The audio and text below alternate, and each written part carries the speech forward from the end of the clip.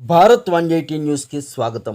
నిరుద్యోగులకు ఉపాధి కల్పించాలంటూ Penugonda action team leader Dilip Reddy demand.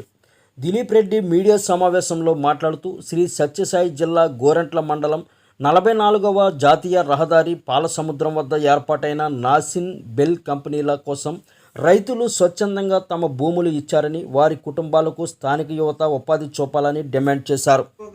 యువకులు ఉన్నారు.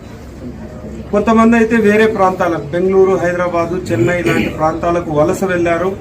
అక్కడ నుంచి నిరంతరం మాకు ఏదైనా జాబ్లు ఉంటే చూడండి అన్న, అక్కడ నాసన్ కంపెనీ ఉంది, బిఎల్ కంపెనీ కేంద్ర సంస్థలు ఉన్నాయి, అక్కడికే వచ్చి మన సొంత ఊర్లో సొంత నియోజకవర్గంలో పని చేసుకుంటుంటే మాకు జీవితాంతం ఎంతో ఆనందంగా ఉంటుంది అని మేము ఇక్కడ ఏమైతే సోషల్ యాక్టివిటీస్ ఎవరైతే చేస్తూ ఉన్నామో వారికి నిరంతరం ఫోన్లు చేస్తూ వాళ్ళు అడిగే పరిస్థితి.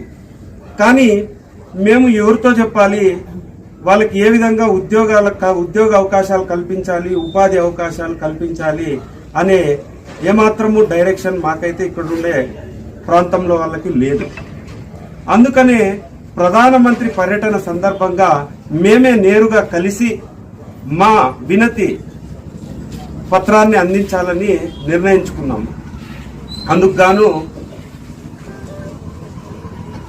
ఆ సమస్య, రెండో సమస్య, పాలసముద్రం గ్రామ ప్రజలు అంటే ఇక్కడ రైతులు దాదాపు కంటే ఆ కంపెనీలు నెలకొల్పడానికి నాసన్ కంపెనీ లేదా బిఎల్ కంపెనీకు 2000 ఎకరాల పైచిలకు తమ భూమిని ఇచ్చారు. అంటే కాంపెన్సేషన్ కూడా వచ్చింది, ఒక 5 లక్షలు 6 లక్షలు కలెక్టర్ గారు దాన్ని చూసి వెరీ చేసి కాంపెన్సేషన్ ఇచ్చారు.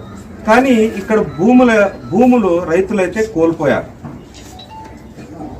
ఆ భూములు తీసుకున్నప్పుడు ఇప్పటికీ వాటి ధర చూస్తే చుట్టుపక్కల పాలసముద్రం ప్రాంతంలో 2 కోట్ల నుంచి 3 కోట్ల భూముల ధర అయితే పలుకుతుంది. కానీ ఇక్కడ రైతుల వద్ద అయితే భూమి లేదు, చుట్టుపక్కల ఉండే రైతులైతే ఆ ధర పలుకుతుంది. ఆ ధర ఇవ్వండి అని అయితే వాళ్ళు ఎప్పుడూ అయితే వినతి పత్రం అయితే పెట్టలే. కానీ మాకు అందులో ఉపాధి కల్పించండి, లేదా ఆల్టర్నేట్గా మాకు భూమి చూపించండి, ఎక్కడన్నా భూ హక్కు కల్పించండి, మేము వ్యవసాయం చేసుకుంటాము అనే వినతి అయితే పదే పదే ఇవ్వడం అయితే జరుగుతూ వస్తుంది. దానికి పరిష్కారం అయితే ఇంతవరకు దొరకలేదు.